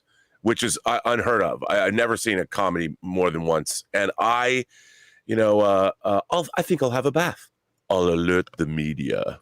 I mean, that's just John Gielgud in that movie it's just so great. And the lines, like you said, those those exchanges with Arthur and all the characters. I mean, I love the beginning when he's like, "Are you a hooker? I just thought I was doing really great with you." Listen, I'm not going to name names. You just reminded me of something. I am not going to name names, okay? I am not. But that line, "You're a hooker, I just thought I was doing great with you." I was in Vegas one time with someone y'all know. That's all I'm going to say. And it's not Robert Meyer Burnett. I was in Vegas with somebody y'all know, okay? That's all I'm going to say is it's somebody that you all know. And I'm sitting down at the poker table playing poker. And my buddy comes up and we're talking for a bit. And then as I'm playing poker, because this is in the casino, right, I look over and I see this friend of mine talking up a very pretty girl, right? And I keep looking over and he's like been talking to this girl for like 15, 20 minutes. I'm like, all right, he's doing pretty good. A little while later, he comes back over and I'm like, hey, and I get up from the poker table, taking a break. I'm like, hey, so I saw you chatting with that really good looking woman. And it's like, what's going on there? He goes, yeah, it was great. Turns out she's a prostitute. And I just, not that there's anything wrong with it. I'm just saying, it was like one of those things where I just thought I was doing really good. I thought I was just being really smooth. And then price tag came up. So yeah, and again, I am not going to say who it was. I'm just saying it's someone y'all know. And I'm just going to leave it at that. Anyway, okay, sorry. You brought that up. That just reminded me of that story. I just thought I was doing really good. All right, let's move on here. Next up, BK Dan writes, John, just watched Campea After Dark on September 16th, and here's my contribution for dancers for your show. Well, I don't know if you heard, but I did my live companion videos I now call After Dark, and I have this big dark background, and we joked around, and I'm going to try to do it. I said, well, I'm going to do one episode of After Dark where I actually have two like go-go dancers dancing in the background during the entirety of the show. Like not strippers, right? Just go-go dancers dancing in the background to really complete the After Dark aesthetic. We'll see how that goes. I haven't had any luck finding them yet. All right. Yumi writes, I just had my first class of the new semester, passed the cinema on my way home from university, and there it was, an afternoon screening of Dune. I couldn't resist. Movie's about to start. Thank you for hyping me up. I cannot wait for your out-of-cinema reaction, and dude, I cannot wait to give you my out-of-cinema reaction. Stupid comments from Denis Villeneuve, notwithstanding. The dude is an incredible filmmaker. I cannot wait to see Dune. Still my number one most anticipated film. I hope you liked it, man. All right, Steve Cunnan writes, greetings from the Netherlands. I saw Dune yesterday. Pros, scope, acting, gorgeous visuals, and an amazing score. Cons, it's very much half of a story. Now I get Denis Villeneuve's comments. Even if we get part 2, we won't see it until 2023 or 2024. God, I hope so. Bring on the filthy. Yeah, I mean, Rob, that is one of the, we were talking before about the pros and the cons, because Denis Villeneuve was saying he wanted to shoot, his plan was to shoot Dune, both parts back to back. And then the studio shot it down. And we understood why. It's a huge monetary investment. You don't know how the audience is going to respond to the first one or not. I mean, I get it. But that is one of the drawbacks, because it will very much feel like half a movie when we see it. And because they didn't shoot it back to back, it means a minimum 2 years, probably 3-year wait until we get part 2 in the cinema again, even if it gets made. What do you think about that? Well, look, I mean, obviously, I think that's one of the criticisms after the screenings that I've read or people that have seen it. They've said, look, it's half a movie, and where it ends is not necessarily. Dune doesn't really have a middle point where you can lead off with some kind of or end with a cliffhanger. So I think that's going to be one of the big drawbacks. But like you said, we don't even know if they're going to be able to make another movie, and I think it would be a damn shame if Dune. If they don't get to make the next part, you've got the Bene Gesserit Sisterhood TV series they want to make as well. Look, I love Dune. I love the book. I want them to be able to make. I'd heard originally they were going to make 3 movies. They were going to make Dune, Dune Prophet, and then Dune Messiah, which is of course the second Dune book that rounds out Paul Atreides' story. And I would love to see that happen, because it's a pretty incredible story. to Paul and what happens to the galaxy, and it ain't pretty, but I really want to see it. And look, again, it's how is the movie doing? You know, Right. As a matter of fact, I didn't even check, John, in Box Office Mojo. How did it do over the weekend that it's open in Europe? I heard it's doing pretty well. I heard it's doing actually all right. Yeah, I mean, I'm looking it up right now. So far, okay, Dune worldwide has made $36 million. That's not bad considering it's only opened in a handful of those territories. It's not opened. It's actually did really well in Russia. Made $7 million in Russia. So really? And it also made $7,600,000, and it made $7,500,000 in France. So these numbers, it's putting up big numbers in Europe. So that bodes well. I mean, I think that was a really smart strategy, because by the time it makes it to America, day and date with HBO Max, it doesn't open here till the 22nd. So it's going to be playing for over a month in foreign territories, and it'll probably end up doing quite well. Well, and you and I have been saying for a while, their strategy of opening it in Europe was probably to generate a lot of online positive word of mouth. And it seems they're getting it. So we'll see if it works. We'll see if it works when it hits North America. All right. Next up, we got Adam Smith, who writes, I recently watched a little presentation at my local science museum. I thought it was really well done, and specifically the narrator was great. When the credits rolled, I was surprised to see that it was voiced by Andy Serkis. Is this common for actors to do? Yes, it is absolutely common. A lot of actors will absolutely do narration stuff on documentary projects and things like that because it's easy money. It's easy money. You literally show up 1 or 2 days into a sound booth, read the dialogue and the script into a microphone, and then you get to leave. I mean, it's easy money.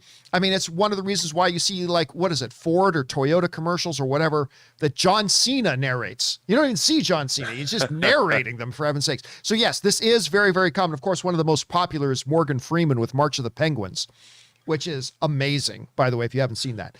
By the way, our friend Mr. Wolfgang and Rick Stain sent in super chat badges in the live chat. Thank you guys very much for supporting us in that. So I appreciate that, dude. All right, let's move on here. Where are we at now? We are now at, that was Adam Smith that we just read. Okay, next up is Ryan Lohner, who writes, a Norm Macdonald line that is especially fitting now, this is one that's been quoted a lot lately, is, I'm no kind of medical person, but I'm pretty sure that every time somebody dies of cancer, the cancer dies too. That's not a loss. It's a draw. I love that line. You know, after, of course, Norm Macdonald passed away last week, it's been, a lot of people have been re-quoting that line. You know, the cancer dies too. It's not a loss. It's a draw. Norm Macdonald battled cancer to a draw. And I really, really do like that line. Thanks for bringing it up, Ryan. Next up, Milo writes, one of two. I rewatched the Thor trilogy over the weekend. I love the first movie, love Ragnarok 2, but unfortunately it lacked the Norse Viking vibe that I enjoyed from the first two movies. I'm very excited for Thor 4, but I'm worried about Jane as Thor. Thor is Thor. Being able to lift Mjolnir can give you some lightning abilities similar to Thor, like Cap in Endgame, but you don't become Thor. That being said, we don't know the story yet, and I have faith in Taika. Now listen, I'm of the same, Rob, you know I'm the same mindset, right? Like, I don't, like, it's great. If Bucky picks up the shield, great. If Sam picks up the shield, great. Neither of them are Captain America. They can call themselves Captain America, but Steve Rogers is Captain America, is Steve Rogers is Captain America.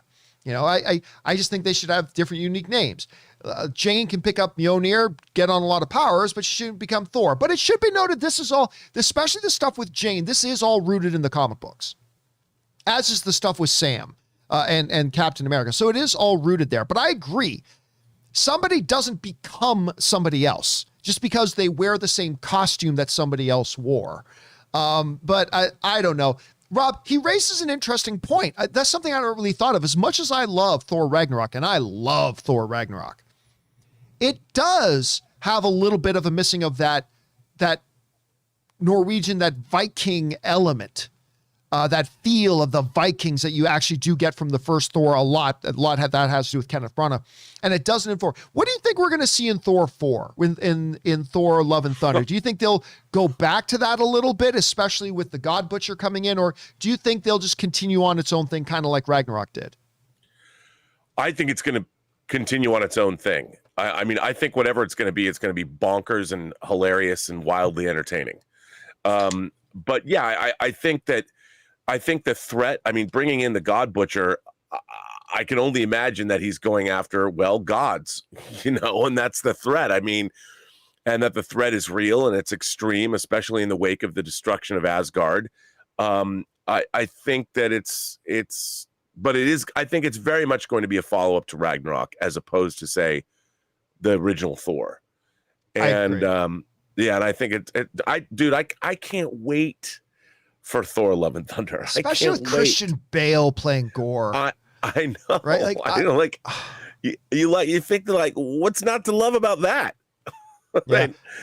I have to say, because Taika Waititi is look, a singular filmmaker, and every one of his works. I mean, look, he's coming off of Jojo Rabbit and Ragnarok, and he made the film that we haven't seen yet about the soccer player. I think it's called Next Goal Wins. Next Goal Wins. Yeah, I mean, I just think we're watching the evolution of somebody who's going to be a filmmaker that we're going to be watching for decades to come, and I think it's going to be great fun. Already an Academy Award winning. By the way, guys, if you have not seen Taika Waititi's Jojo Rabbit, watch it. It's absolutely brilliant. And all I will say is the shoe scene. All right, next up, Brian O'Connor writes, dead serious question. What would happen if Dominic Toretto killed John Wick's dog and John killed Dominic's family? Now, this is a versus I would like to see. Well, again, like all these other things, I think it would be all about who produced it and wrote it. If Vin Diesel and his writers are writing it, Dominic Toretto wins easily. If the John Wick people write it, John Wick wins easily. So there you go. That's how it would turn out, Brian. All right, next up. Peter Pablo Reviews writes, why did the latest What If episode make Tony Stark look like Johnny Drama for Entourage? I kid you not. My wife Ann said the same thing. Did you see the latest What If with What If Killmonger saved Tony Stark? Did you see that one? I have not watched that one yet. I'm only up to zombies. The way Tony Stark is drawn, he looks like Johnny Drama from Entourage. He totally does look like that. I'm glad you noticed that, Peter, because my wife Ann pointed that out too. So I'm glad you brought that up. All right. By the way, not a very good episode. But anyway, whatever. Jack Human writes, hey, John, you have my money. Now, please cast the entire MCU X-Men. Even better if you do the Brotherhood. Just kidding, man. Love the show. Longtime fan. Thanks for doing what you do and bring on that After Dark filthy. Oh, thank you so much, Jack. I appreciate it. Thank you for being around and being part of our community. And thank you for supporting the channel for so long, dude. I really appreciate that, Jack. All right, next up. Min Tran writes, 1 of 2. John, the teacher that you praise for in Shang-Chi was played by the legendary Chinese actor Hua Yun. He has been acting since 1966. He has credits being in over 180 films and 20 TV shows as an actor and over 40 films as a stunt coordinator. Besides Shang-Chi, you may know him as the landlord in Kung Fu Hustle or the cook in 2008 Australia. I grew up watching and rewatching his performances as Li Ching in 2001 Gods of Honor. I was happily surprised and marked out when I saw him in Shang-Chi. And by the way, Rob, he was also an action coordinator in a couple of Bruce Lee films as well. And he is just the way his delivery too in the movie. Like, I'm not going to give away anything, but he looks at Awkwafina and just says, don't die, and then leaves. It is so great. And the way Wenwu says to him, watch how you speak to me, young man. I'm just like, I love that. I loved seeing him in it and all that kind of stuff. So you're absolutely right, Min. It was really cool seeing him pop up there, and it's nice seeing that. So thanks for bringing that up, Min. Next up, Caleb writes, hey, John, with all the rumors regarding No Way Home, I won't lie, I'm a bit worried. Everyone seems only to care about Toby and Andrew and not Tom Holland when it's his movie. I've been seeing people say they will review bomb if Andrew and Toby aren't in it. Thoughts? Yeah, I've been seeing that too, Rob. Look, there's just no other way to put it. That's just wacky. Why would you say that? You're a loser. If you're one of these people, you're a loser. I get being excited about the potential of seeing something in a movie, But this whole thing is, if they don't do this in the movie, I'm not going to like it. Oh, shut the fuck up, you pathetic loser. I mean, just go and watch the movie and judge the movie on its own merits. Listen, I get excited about maybe something being in a certain movie. I do too. But there's a difference between that. Rob, what did we say the other day? There's a difference between speculation and expectation, right? There's a difference between speculating that something could be in a movie and then expecting it to be in the movie. And then expectation turns into prerequisite. This like, okay, I'm speculating Toby and Andrew may be in it. Now I expect that they'll be in it. And now for me to enjoy this film, it's a prerequisite. If Toby and Andrew aren't in this movie, I'm not going to like it. Oh, go fucking home. Boo fucking who. I hate it. And I think all of us as film fans have been guilty of that, myself included. I think we've all been guilty of that. But grow the fuck up. We just, you got to catch ourselves doing that. I don't know. And Rob, to be fair, I don't hear it as much anymore. Like I did like a month or so ago. It was always, Toby and Andrew better be in this. I gotta say, as we're getting a little bit closer to the movie, I don't hear as many people saying that anymore, which to me is good. What do you think? Well, to me, it's bizarre that you would be angry about a movie that doesn't have something in it. Because if it was never going to have that thing in it, why are you mad about it? Like, wouldn't you rather look at the movie on its own merits and be like, judge it for that? I mean, let's say Tobey Maguire and Andrew Garfield are not in Spider-Man No Way Home, but Spider-Man No Way Home turns out to be a really great movie. Shouldn't it be allowed to be great? And this idea that I'm going to get mad if they're not in the movie. Well, if they weren't in the movie, they were never in the movie. So why are you getting mad about it? That would be John. That would be like me saying, gosh, I'm really mad that Superman doesn't show up in Steven Spielberg's West Side Story to save the Jets and the Sharks from each other. Well, that's silly because Superman was never going to be in that movie. Yep. So, I mean, to have to be mad about something that was never going to be happen in the first place. I mean, I can understand that. Like you said, we're setting ourselves up. It's bizarre to me. And look, I fell prey to the WandaVision speculation, you know, and when the show was what the show was, it never was going to, Mephisto was never in that show. So for me to think he was, or to be disappointed when he doesn't show up is odd because he was never going to show up. It was never part of the show. And yet we talk ourselves into believing something as fans. And it's weird if you think about it. It's just weird that we just made up some shit and believe it's going to happen. And then when it doesn't happen, we get mad that the stuff we made up doesn't occur. And if you think about it, it's just, what a bizarre way to live. Again, it's, to me, I'm not saying people shouldn't speculate. Speculating is fun. You and I were just doing it about Tom Hardy and No Way Home, and like speculation is fun. It's engaging. We love doing it. You just got to make sure that the speculation does not turn into expectation. If you keep it at bay, I think you're going to really enjoy your fan life a lot more. I think that's just the best way to look at it. Okay. Next up, an anonymous viewer writes, hey, John, I was watching your show the other day and I noticed you said you play Dungeons and Dragons. Yes, I do. That being said, I have to ask, what is your favorite race and class to play? Also, thank you for working hard on the show. Keep up the great work. Well, I have been asked that a bunch, and Anne is actually the dungeon master of our game group. But at any rate, I'm not going to lie. I generally play human characters. My very first Dungeons and Dragons character, I was a kid, and I played a human wizard that I named Zap. Yes, I know that's stupid, but I was a kid, Zap? So shut up. Zap. Z-A-P. Zap.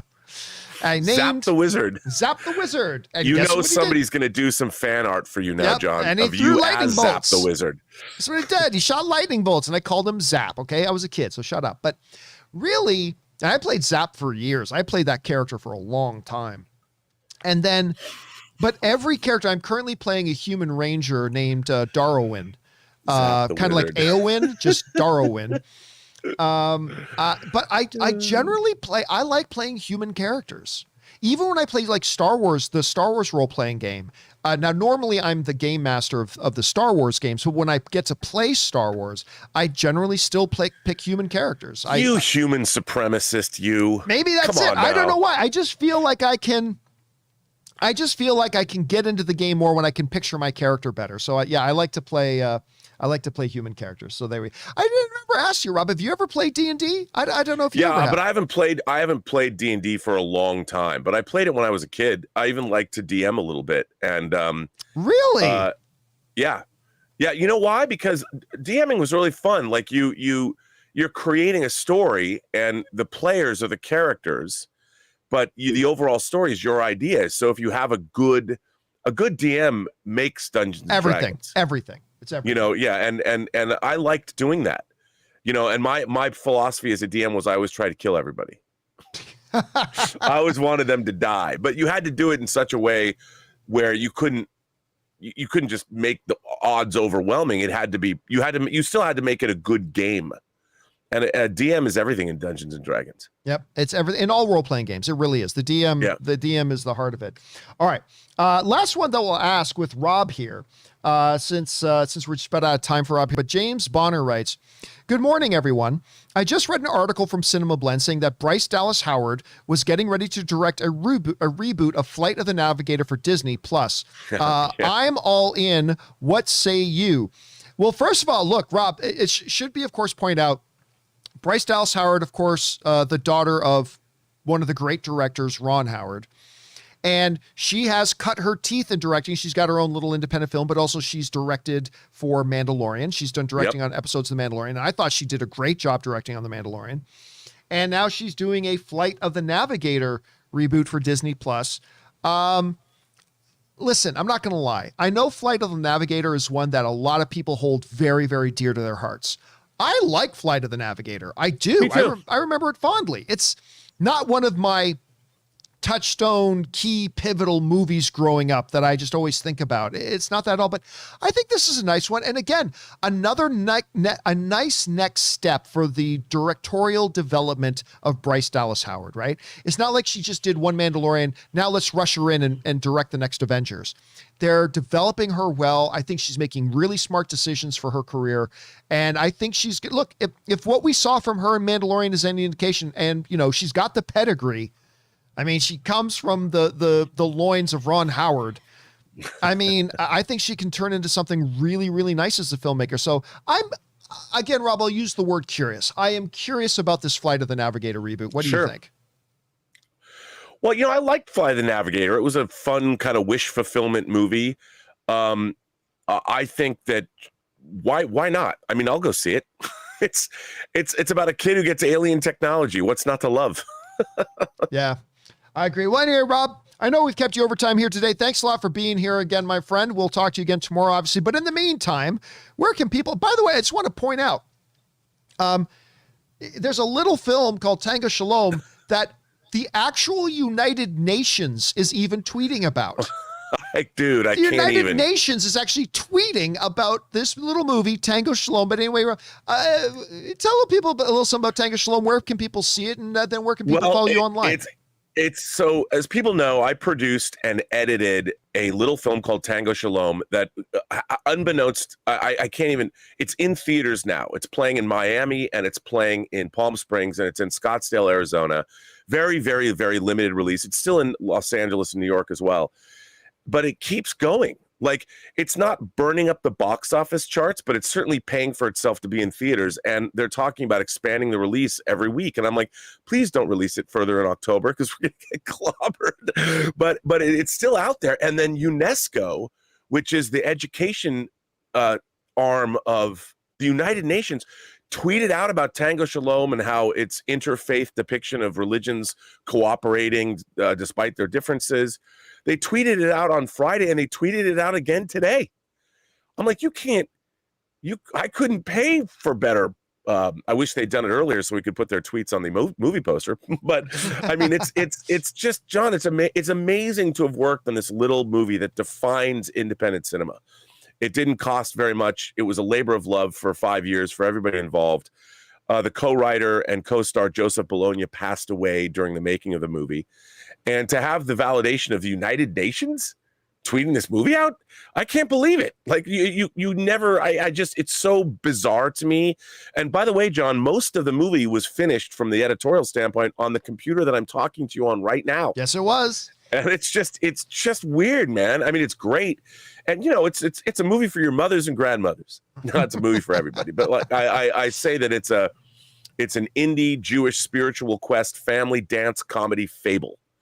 And if that sounds like your thing, hey, and it'll be available on VOD on October 29th. Awesome. Well, thanks again, Rob, for being here, and we'll talk to you again tomorrow. Have a good one. Talk to you later, man. Ladies and gentlemen, the one and the only, Mr. Robert Meyer Burnett, and he, of course, will be back again tomorrow. But listen, we still got some time here, so let's keep going through more of your live comments and questions, shall we? We'll pick things up here with Yumi, who writes, so, Dune, visually stunning and music is magnificent, but unfortunately, I did not enjoy it as much as I hoped. With no prior knowledge, I could sense the importance of many scenes, but didn't understand them. I really hope they make part 2 so it feels complete. That's a comment that I'm hearing from most people that they still like it. I haven't seen it yet myself, but a lot of people I've been hearing mention, you really do feel the halfness of it. That you really do feel this was only half the story. And it's going to be interesting to see how I feel about that as I get in to go watch it. Thanks for sharing your thoughts, Yumi. Next up, my favorite viewer writes in, hey, Mr. John, with all these rumors going around for Charlie Cox and Vincent D'Onofrio coming in the MCU as their Netflix characters, but can this really happen? Doesn't Netflix hold the rights for these interpretations? It wouldn't just give it up to Disney. Well, I mean, yes.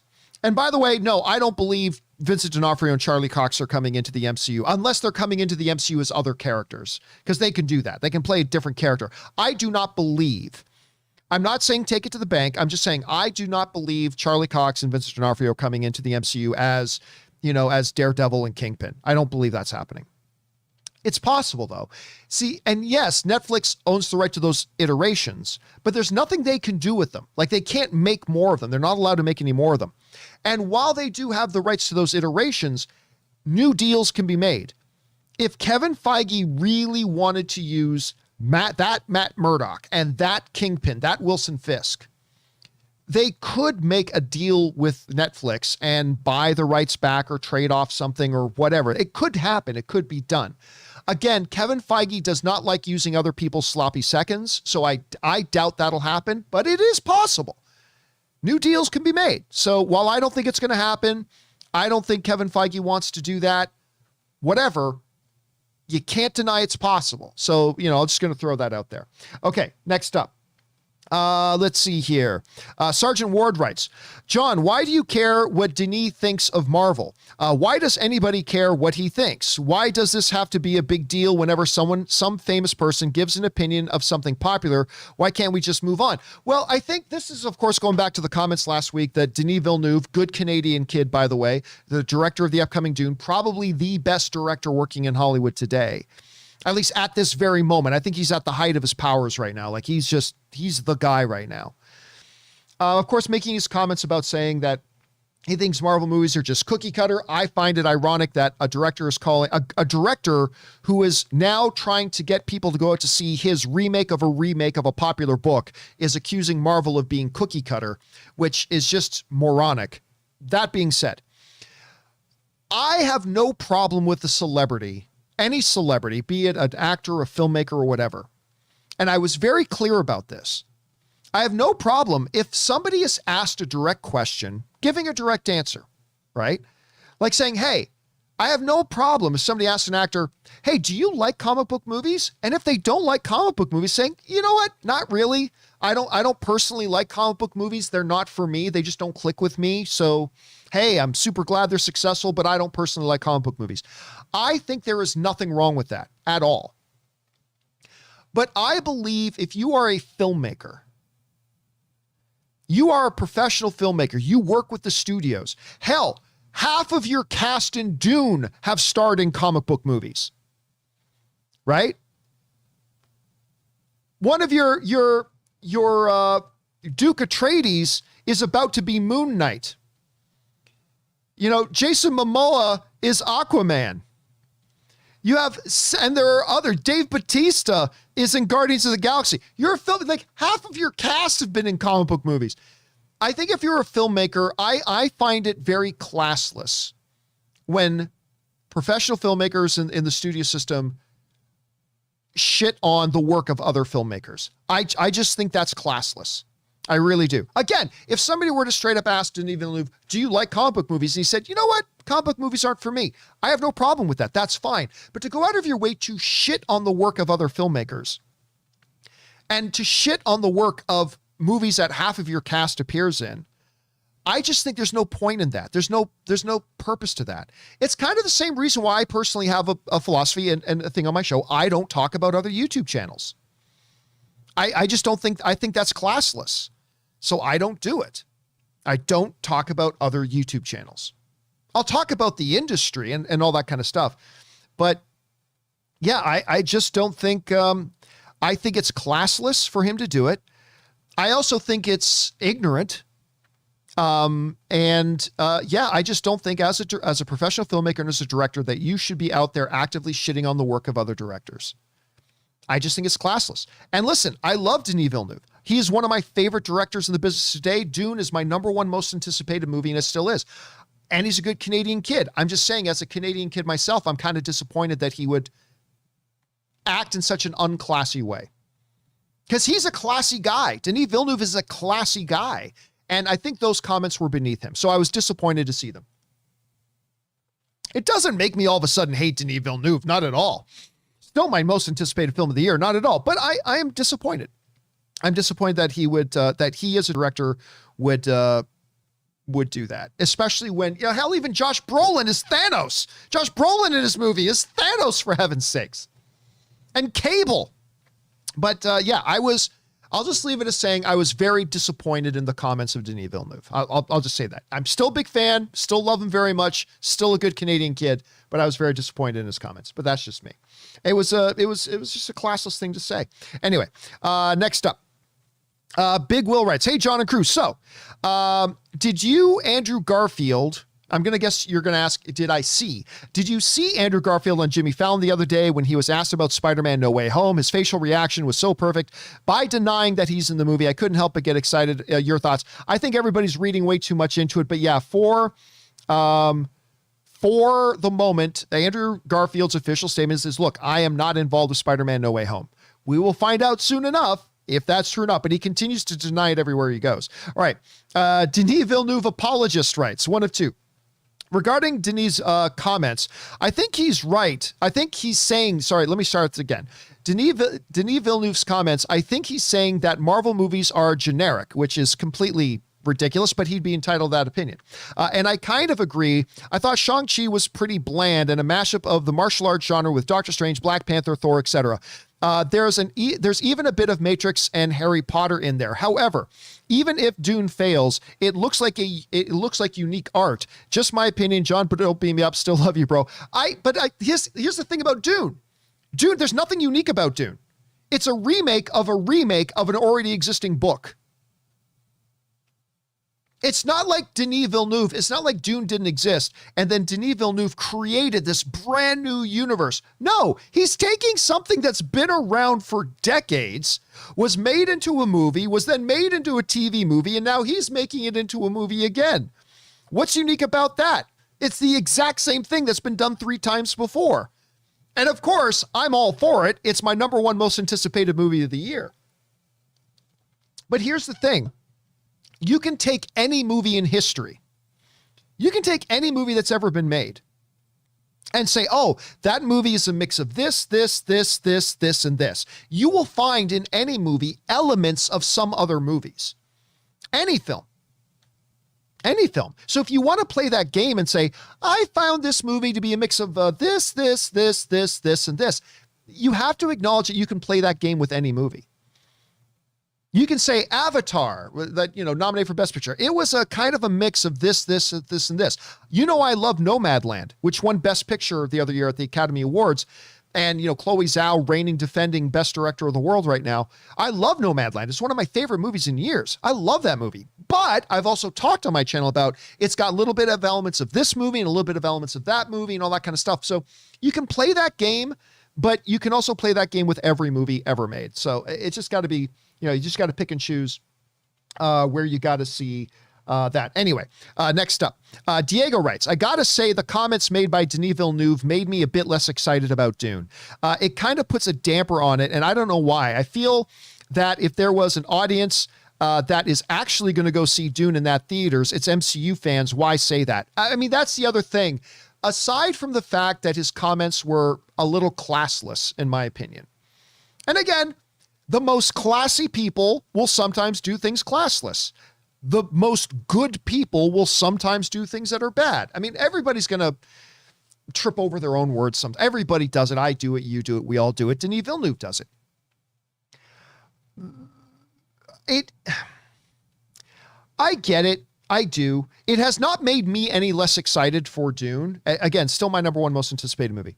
But I did see a lot of people writing and then saying, well, that does it. I guess I'm going to watch Dune on HBO Max instead of paying to see it in theaters. I mean, I saw a lot of that. So aside from the fact that I thought his comments lacked class, especially for a guy who is so classy, it was also incredibly dumb from a business point of view. Why intentionally disparage and shit on your audience, calling them basically zombies if they like? Why would you do that for a movie you're trying to get people to come out and see your film in theaters? It made very, very little sense to me. It was just a not smart thing to say. And again, at all, it's like some people saying, well, John, why are you saying nobody should criticize? No, I'm not saying that. If Denis Villeneuve was asked, hey, what do you think about comic book movies? And he just basically said, you know what? They're not for me.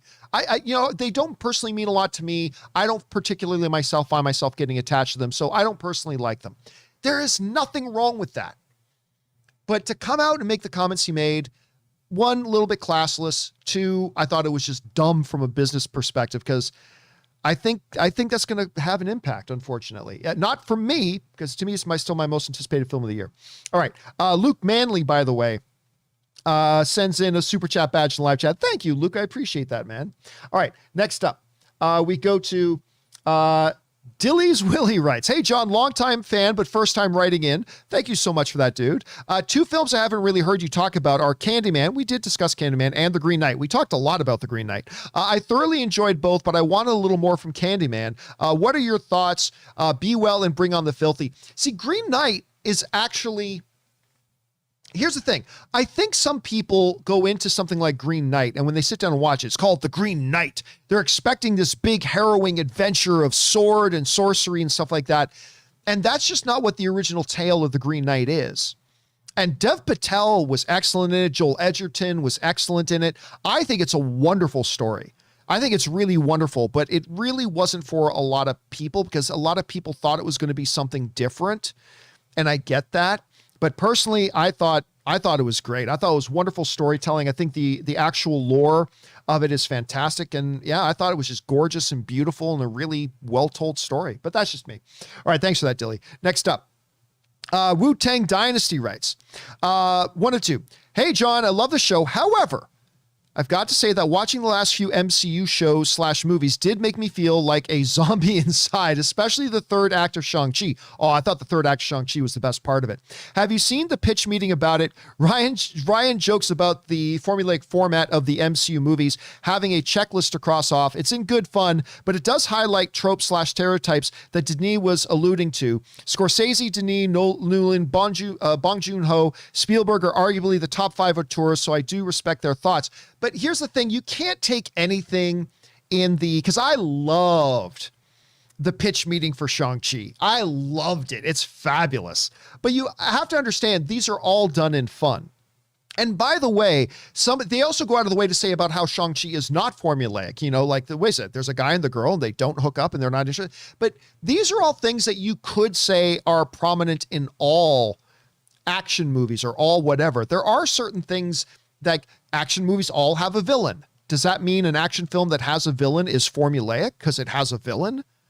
No, it's just there are some standard things that you do see in a lot of action films. You have an antagonist, you have a protagonist. Most of these films are built in the classic 3-act structure. Most of them have a hero's journey and that an obstacle that a hero has to overcome to achieve the goal of the hero and stuff like that. Yes, but does that mean every single movie made is formulaic? No. It's not.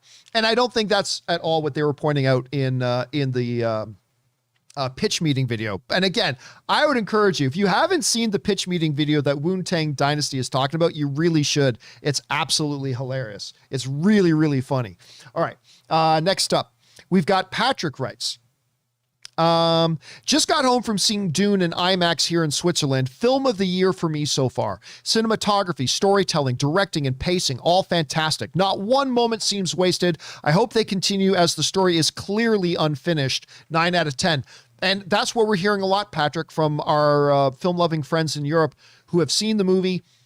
They're basically, most of them are saying they love it, but it feels completely incomplete. And it really does feel like half a movie. So I'm going to be very, very interested, Patrick, to see how I feel when I see that, because it's really interesting noting that a lot of you guys are saying that same thing. So thanks for sharing your thoughts on it, Patrick. Chloe Dakota Fanning writes, what is the need to have an 8K TV when other technologies can't even support it? They need to just stay at 4K for now until everything else can catch up. Even the PlayStation and Xbox can't support 8K. You want to be watching nothing in 8K, false marketing. Here's the thing, Chloe.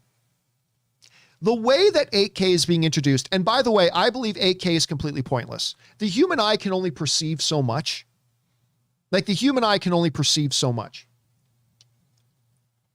And by the way, I mean, HD, full 1080 HD to me still looks quite good. Like the jump in quality, I've said this before, and maybe some of you guys agree, maybe some of you guys disagree.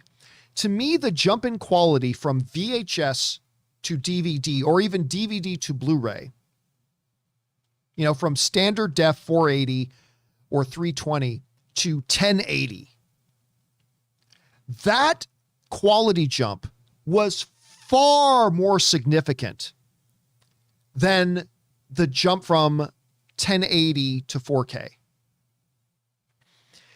From a pure eye test, the jump in quality from VHS and DVD to Blu-ray was far more significant.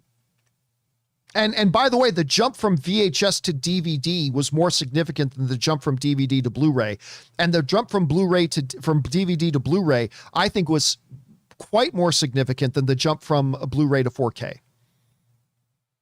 You know, like if you watch something on VHS and then watch something on Blu-ray, you 100% notice the difference. There are many, many times that I have something on and people ask, so is this HD or 4K? And you just don't know. You just don't know because the human eye can only perceive so much. That being said, the television industry, the TV manufacturing industry needs to keep creating new things, or else people, you got, like, I've got my 75-inch 4K high dynamic range TV hanging in my living room, right? I never have to buy another TV again ever until I decide I want a bigger one. Like if I want like a 90-inch or something like that. But until that happens, I never need another TV. So what does the TV manufacturing industry do? Well, now you need 8K so they can sell more TVs. Otherwise, I'm never buying another TV. And then now you need 10K. And now you need 50 bajillion K. And your eye will never perceive a difference. But it's a chicken and egg sort of question. Because nobody's going to make 8K content unless there are people who own 8K devices that can play them. But why are people going to buy 8K devices if there's no 8K content, right? So it's a chicken and egg thing. But the same thing happened with 4K. They were rolling out 4K televisions and getting people to buy 4K televisions really before there still isn't a lot of significant 4K content, but there is certainly a lot more now today than there was like a year and a half ago. But they were rolling out televisions that people could have at home even when there was very little, if any, 4K content. But it just made you ready for it. And then once people started adopting 4K at home, then places started rolling out the 4K content. It's kind of the same thing about 8K. And I have no desire to get 8K. I will not buy an 8K TV at least for another 3, 4, 5 years. I am so in love with the TV that I have. The only thing that's going to make me change my TV right now is if I want a larger TV. That's it. Otherwise, 75-inch 4K high dynamic range, I'm great. I'm great. I don't need another one. And I have no interest in 8K right now because I really don't think we're going to notice the difference. But that's just me. But that is why they do it, because they need people adopting it in the homes before they create the content. So it's just the way of approaching it, Chloe. Good question, though. Next up, an anonymous viewer writes, have you heard the Venom 2 post-credit scene? Yeah, we're not going to talk about it though, because if it's fake, don't want to get anything going. If it's real, don't want to do it. So we're just going to ignore it.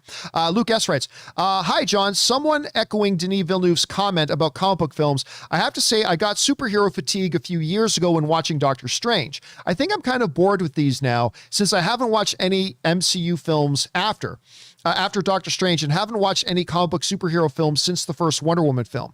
I'll admit I was never a big comic book fan, but I used to get excited about a new MCU film before. Now I'm just kind of meh. And listen, that's your own individual thing, Luke. I get that. That's your own individual feeling on it. And that's the beauty of the subjectivity of film. However, before the pandemic set in, let me see if I can bring this up. Box Office Mojo here. Before the pandemic set in, right? So let's go back to 2019.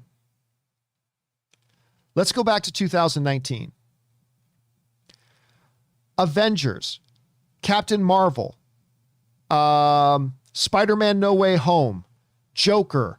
These are all comic book movies that came out that year. All of them made over $1 billion at the box office. Avengers made something like 2.8 billion but almost $2.8 billion at the box office. So it's fine for us to talk about, comic book movies, this, that, and then we'll just go back to the year before that. Black Panther made $1 billion. Avengers made over $1 billion. Deadpool 2 made almost $1 billion. I mean, so it's fine that you as an individual, because we all do. We all have certain things that work for us, don't work for us, and then trends we go through. But you can't deny that the popularity of these movies continues to soar, right? Again, just look prior to the pandemic hitting. Like comic book film after comic book film was making $1 billion at the movies. Even a Joker, which was completely divorced from any sort of shared cinematic universe, and it was making $1 billion. So I get that. And at some point, like sometimes people get tired of medical dramas. They get bored of those. Eventually, some people get tired or get fatigue of cop movies or cop TV shows. Sometimes people get sitcom fatigue. Sometimes people get rom-com fatigue. It happens, yes. But look at the health of it overall. The health of it overall is stupidly strong. It's stupidly strong. As a matter of fact, even in the pandemic era right now, the two biggest films are both comic book movies. Black Widow, which I didn't think was all that great, and Shang-Chi, which I think is absolutely magnificent. So yeah, you can have your own individual feelings about it. Absolutely. It's totally valid. But don't confuse your own individual take on it and don't make that get you to ignore the overall performance of these films, kind of proving that these are still the movies. These are still the ones that get most people out and get them most excited about it. All right. Anyway, thanks for sharing your thoughts on that, Luke. Thank you for giving us your observations on it. All right. Let's see. Last one today. Sergeant Ward writes, Denis Villeneuve said himself that he thinks hiring Chloe Zhao is genius because she is radically different from the Marvel. I think his criticisms of Marvel only come from MCU's lack of artistic freedom. It's again, I don't want to say what Denis Villeneuve was thinking because none of us know what's in there. But it's great that he praises Chloe Zhao. She's an Academy Award-winning director. But I think it's really shitty of him to, in one breath, say, Chloe Zhao's great, and then shit on the work of other directors. I just think that's, again, for a guy who is so classy, for a guy who is so talented and so classy as Denis Villeneuve is, I thought these were comments that were really beneath him. And I guarantee you this, he regrets his comments. I 100% guarantee you he regrets what he said or how he said it. And remember, English is not his first language. Keep that in mind. English is not Denis' first language. So maybe there was even, mistakes in saying how he said it. Right?